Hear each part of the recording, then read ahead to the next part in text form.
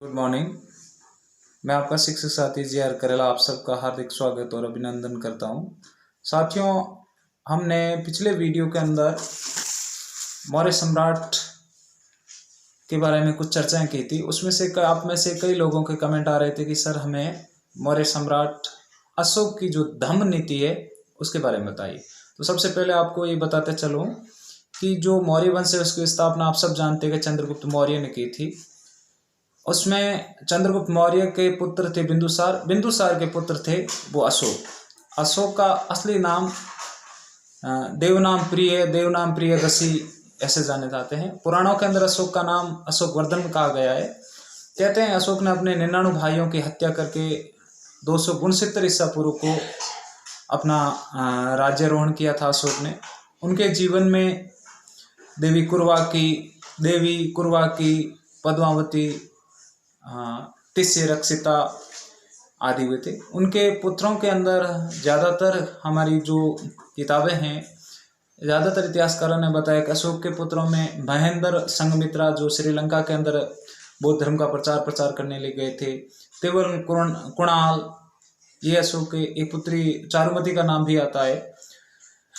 कहते हैं अशोक की माता का नाम आप सब जानते हैं सुभद्रांगी, जो इतिहास में रानी धर्मा के नाम से प्रसिद्ध हुई थी।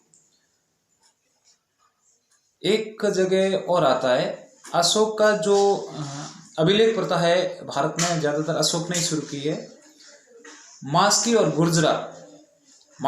गुर्जरा जो अभिलेख हैं उसके अनुसार अशोक का नाम अशोक है और पुराणों में अशोक को अशोक वर्धन कहा गया।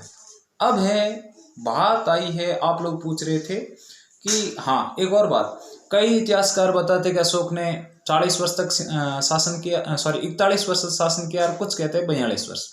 ठीक है, अब अशोक के धम्म के बारे में, अशोक का धम्म क्या है, इसमें क्या क्या चीजें दी हुई है, उससे संबंधित बताता चलो कि जो अशोक है, अशोक का जब राज्याभिषेक हुआ था, राज्याभिषेक के 13वें वर्ष में अशोक ने अपनी प्रजा के कल्याण व नैतिक उत्थान के लिए क्या कहा?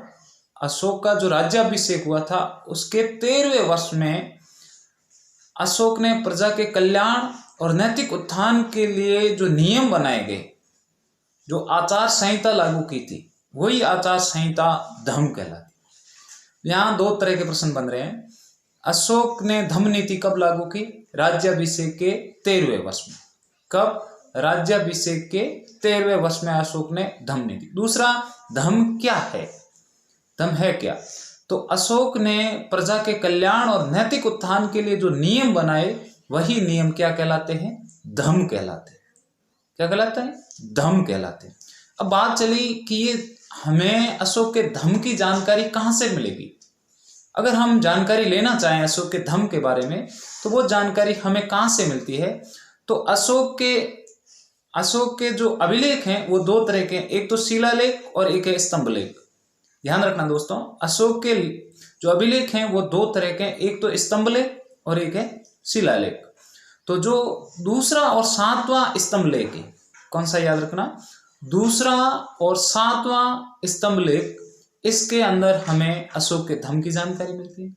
और चौथा, 5वां, 10वां, 11वां, वापिस सुन लें, चौथा, 5वां, 10वां और 11वां जो शिलालेख है, इससे हमें अशोक के धम्म की जानकारी मिलती है।